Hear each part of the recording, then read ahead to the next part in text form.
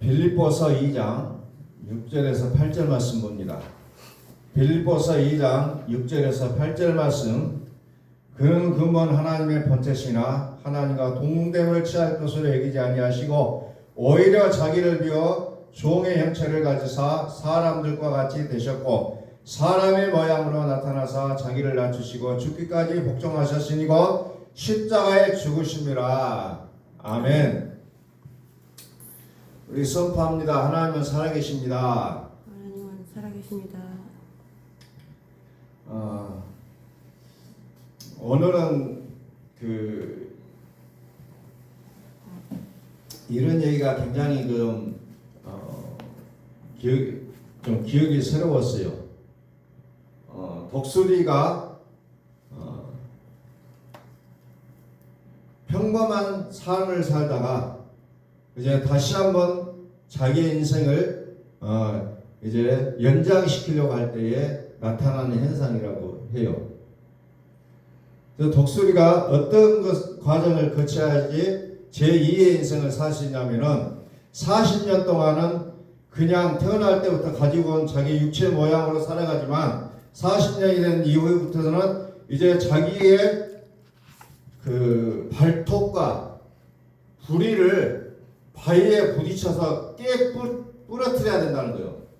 그래서 피가 나고 고통이 따르고 정말 엉망진창이 된 상태에서 다시 발톱이 자라나고 부리가 자라나고 자라난 부리로 자기의 깃털까지 다 피가 쏟아져도 다 뽑아내야 이제 더 30년을 더 살 수 있는 기회가 주어진다고 합니다. 제가 얼마 전에 말씀을 들었듯이 이제 발톱이라는 것을 이제 병원에 가서 잘라내는 것을 좀 경험을 해봤습니다. 많은 사람들이 그 얘기를 하면은 참 듣기도 거부가다고 해요. 생사를 잘라내고 피가 나고 이런 과정들을 겪어야만이 발톱이 정상적으로 자라나서 결국 이제 건강한 발톱이 된다는 그런 얘기예요. 그래서 그런 고통을 겪어보면서 독수리가 뭐 저하고는 같은 내용은 아니지만은 독수리가 자기의 인생을 더 길게 연장시키기 위해서는 자기의 몸을 자기 스스로가 잘라내야 된다는 거예요. 잘라내야 자기가 30년을 더 살 수가 있지, 그렇지 않으면 그냥 편안하게 죽을 수밖에 없다는 거예요.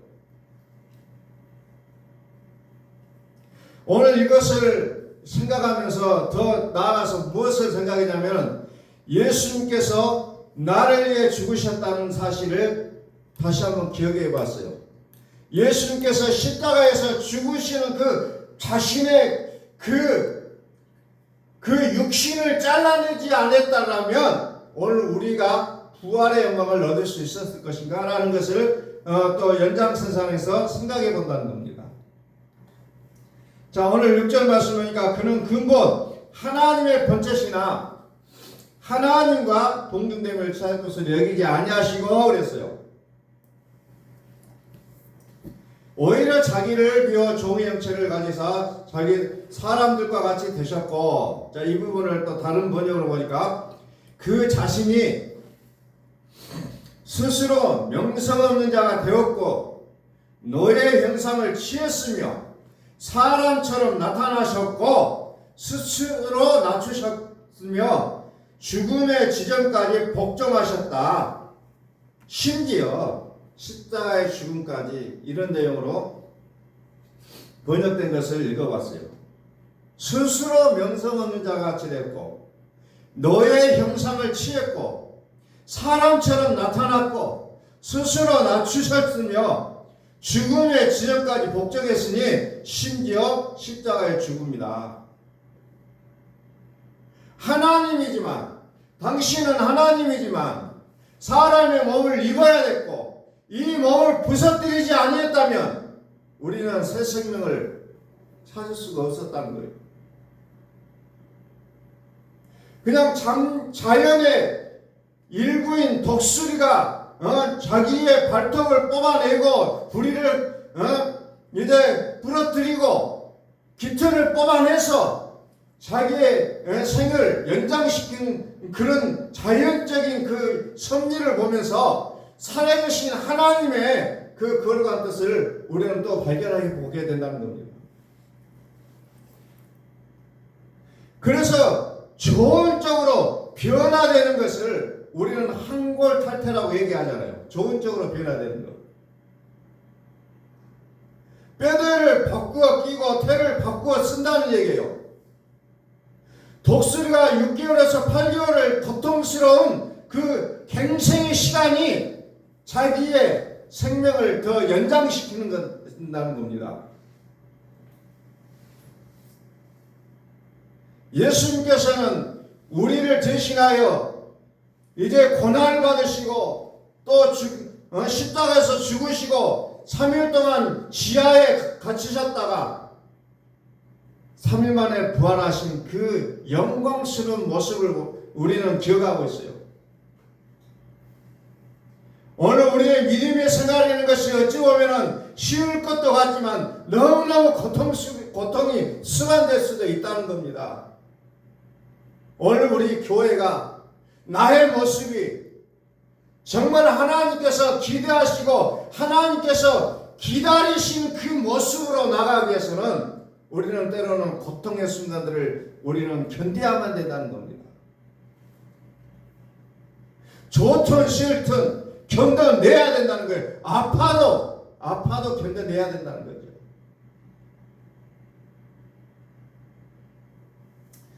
발톱을 잘라내면서 어떻게 보면 그런 부분들을 깊이 한번 생각해 봤습니다. 고통이 따른다는 거죠. 우리 인생은. 아프니까 살아있다는 거예요. 안 아프다면 죽어있는 거잖아요. 심각한 문제예요. 그러면서 내 인생을 아픔을 느끼지 않으려고 발버둥 친다면 이것 또한 문제가 있다는 겁니다. 살아있기 때문에 아프다는 거예요.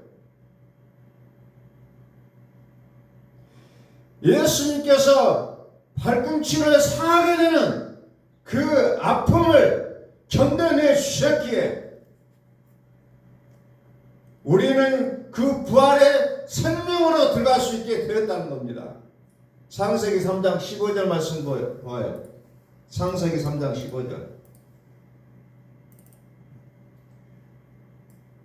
내가 너로 여자와 원수가 되게 하고 네 후손도 여자의 후손과 원수가 되게 하리니 여자의 후손은 내 머리를 상하게 할 것이요 너는 그의 발꿈치를 상하게 할 것이니라.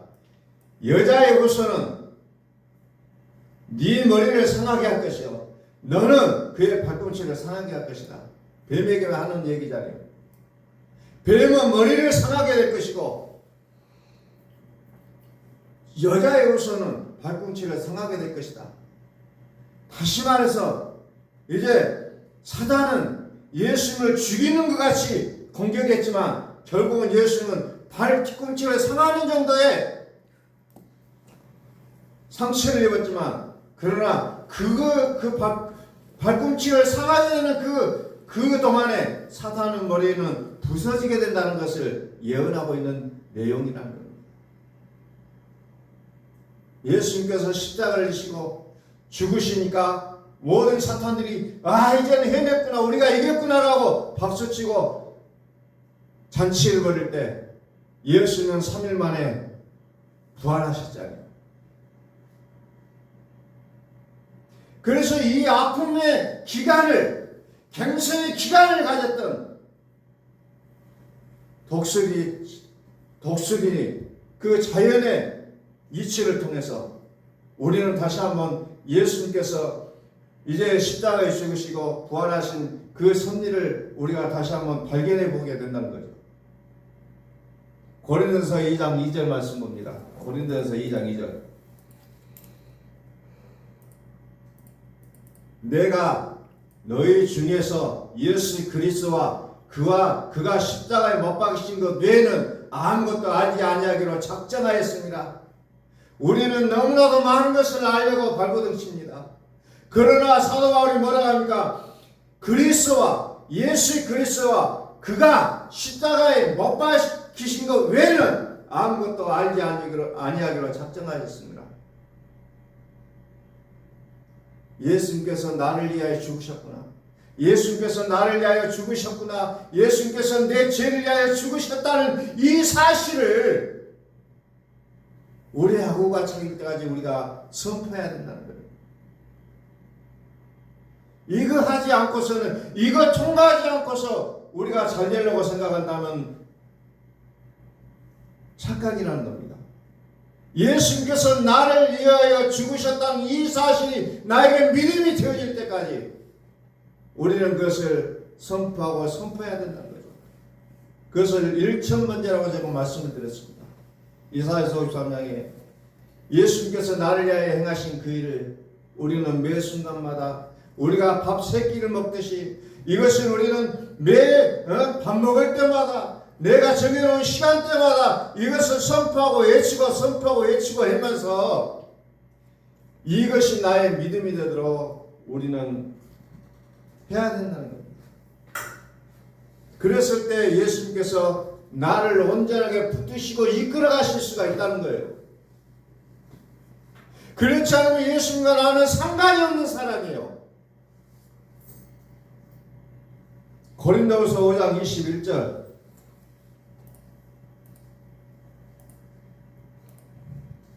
하나님이 죄를 알지도 못하신 일을 우리를 대신하여 죄로 삼으신 것은 우리로 하여금 그 안에서 하나님의 의가 되게 하려 하십니다.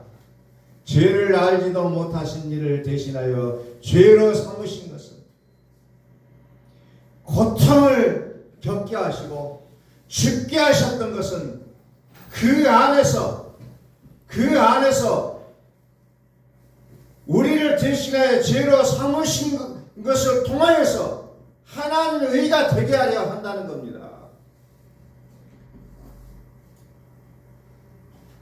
마치 독수리가 자신의 발톱을 깨고 부리를 바위에 쪼아서 깨고 자기의 기태를 뽑아내고 하는 것은 마치 어리석어 보이잖아요. 왜 자기 몸을 해야 할까 하지만 그것을 통해서 자기의 생명을 30년간 연장시킬 수 있었던 것처럼 이제 예수님께서 우리의 죄를 대신하여 고난을 받으시고 십자가에 죽으신 것을 통해서 우리는 무엇을 얻게 하냐? 하나님의 의가 되게 하신다고 했잖아요. 로마서 4장 25절에 예수님은 우리의 범죄함 때문에 내짐이 되고 우리를 의롭게 하시기 위하여 살아나셨느니라. 우리를 의롭게 하여 살아나셨던 거죠. 의롭게 하기 위해서. 고통을 너무 외면하려고 하지 마시고 정말 이것이 나에게 필요한 고통이라면 우리는 주님을 찬양할 수 있는 그런 자리로 나아가셔야 된다는 겁니다. 마태복음 26장 39절 말씀을 찾아봅니다. 예수님께서 십자가를 앞두고 이제 고민이 되시잖아요. 왜? 사람의 몸을 입고 이 땅에 오셨기 때문에. 그래서 겟세마네 동산에서 얼굴을 땅에 대시고 엎드려 기도하십니다. 내 아버지여, 만일 할만하시거든 이 잔을 내게서 지나가게 하옵소서. 그러나 나의 원대로 마시고 아버지의 원대로 하옵소서.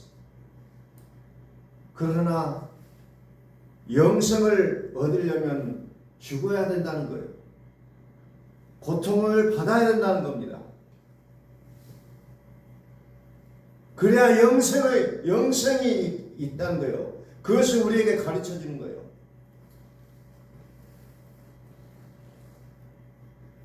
그래서 죽으실 뿐만 아니라 다시 살아나신 이 그리스도 예수에 대한 믿음을 우리가 가지시라는 거예요.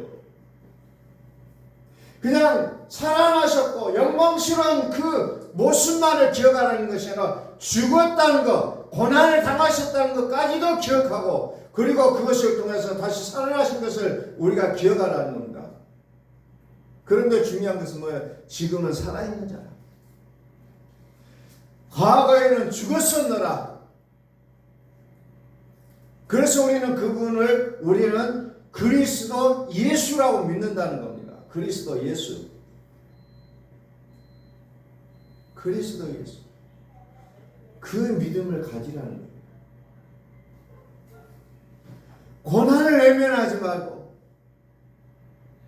고통을 외면하지 말고, 이것이 나의 생명을 회복할 수 있는 길이라면, 나아가 영생을 받을 수 있는 길이라면 우리는 주님을 의지함으로 나아가야 된다는 겁니다. 베드로전서 1장 3절을 봅니다. 베드로전서 1장 3절. 우리 주 예수 그리스도의 아버지 하나님을 찬송하리로다. 그의 많으신 긍휼대로 예수 그리스도를 죽은 자 가운데서 부활하게 하심으로 말미암아 우리를 거듭나게 하사 산 소망이 있게 하시며 썩지 않고 더럽지 않고 쇠하지 아니하는 유업을 있게 하시나니 곧 너희를 위하여 하늘에 간지가 하신 것이다. 우리에게 썩지도 않고 더럽지도 않고 쇠하지도 아니하는 유업을 주시고자 예수 그리스도를 죽은 자 가운데서 부활하게 하셨다는 거예요. 이 방법밖에 없어요. 우리는 인생을 살아가면서 많은 방법을 찾습니다. 하나님 어떻게 해야 됩니까? 하나님 어떻게 해야 됩니까? 그러나 하나님은 유일하게 방법 한 가지를 선택하셨어요. 그건 뭡니까? 예수 그리스도를 죽은 자 가운데서 부활하게 하셨다는 거죠. 예수님께서 나의 죄를 위하여 죽어주셨다는 거예요. 이 방법밖에는 선택하지 않았어요. 많은 유창한 말들이 있지만 그러나 딱 한 가지 하나님이 취하셨던 방법은 친히 고난을 당하신 것이었습니다. 친히 육신의 몸뚱아리를 깨부시는 것이었다는 겁니다. 이것만이 살 수 있는 길이기에 다른 방법을 취하지 않았어요. 다른 것으로 다가가지 않고 오직 모든 사람들이 그건 아니야 라고 생각했던 십자가의 죽으심을 선택하셨다는 겁니다. 그래서 예수님을 따랐던 수많은 사람들이 어때요? 다 떠나가잖아요. 왜 하필 십자가의 죽으심이냐? 우리의 왕은 다윗의 왕처럼 영광스러운 힘을 가지고 권력을 가지고 우리의 로마의 압제로부터 해방시켜주고 그냥 역사적으로 등장해 주셔야 될 것인데 왜 십자가의 죽으심이냐? 그래서 많은 사람들이 다 떠나갔잖아요. 오늘 우리가 어찌 보면 예수님을 다윗의 왕, 영광스러운 왕, 군대를 동원해서 오시는 그분을 우리는 기다리는 모습일 수도 있어요. 그러나 하나님의 선택은 뭐였습니까? 십자가에서 죽으심이라는 겁니다. 오늘 우리는 그것을 좀 자세하게 묵상하셔야 돼요. 왜 하필 예수님을 십자가에서 죽으심이라는 방법을 통하여서만이 우리를 구원하실 수 있었을 것인가?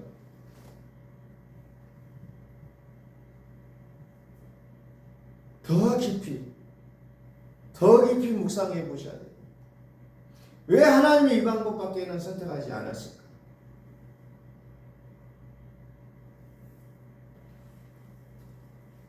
많은 사람들이 따를 수 있는 그 방법으로 해주셨으면 좋았을 것인데 많은 사람들이 떠나가는 방법을 선택했다는 거예요. 6절 말씀 봅니다. 그러므로 너희가 이제 여러 가지 시험으로 말미암아 잠깐 근심하게 되지 않을 수 없으나 오히려 크게 기뻐하도다. 우리의 근심은 기뻐할 수 있다는 거예요. 왜? 너희 믿음의 확실함은 불로 연단하여도 없어질 금보다 더 귀하여 예수 그리스도께서 나타나실 때 칭찬과 영광과 존귀를 얻게 할 것이니라. 그래서 우리의 근심은 근심으로 끝나는 근심이 아니라 기뻐할 수 있는 근심이라는 겁니다. 기뻐할 수 있어요. 왜? 더 좋은 영광으로 우리에게 오잖아요. 예수 그리스도께서 나타나실 때 칭찬과 영광과 존귀를 얻게 할 것이니라. 그래서 오늘 우리가 당하는 이 고통이, 이 현실의 어쩌면 우리의 불만족스러움이 오히려 이제 예수 그리스도께서 나타나실 때 칭찬과 영광과 존귀를 얻게 하실 것이기에 오늘 우리는 오늘을 즐거움으로 기뻐함으로 살아갈 수 있게 된다는 겁니다. 다시 말씀드리지만 독수리가 6개월에서 8개월을 자기에게 고통을 안겨줬던 것은 보다 더 나은 삶을 살아갈 수 있는 그 길이 열리기 때문에 그 고통을 감수할 수 있었던 것처럼 예수님께서 십자가에 죽으실 수 있었던 것은 우리를 그 방법을 살려낼 수가 있다는 것이 아셨기에 그 방법을 선택하셨다는 거예요. 오늘 우리는 나의 영생을 위해서 나의 인생을 팔아버렸으면 좋겠어요. 자꾸 나의 자존심, 나의 어떤 감정 이것을 유지시키기 위해서 영생을 팔아버린 것이 아니라 나의 영생을 확보하기 위해서 나의 인생을 팔 수 있는 그런 결단과 용기가 있기를 간절히 소망합니다. 아멘. 이것만이 나를 살릴 수 있는 유일한 길이라는 겁니다. 이것만이. 그 어떤 많은 설교를 한다 할지라도 예수님께서 나를 위하여 죽으셨다는 것을 우리가 인정하지 않는다면 아무런 의미가 없다는 겁니다. 예수님께서 살아나심으로 말미암아 내가 의롭게 됐다는 이 사실을 믿지 않는다면 어떤 것도 의미가 없다는 거예요.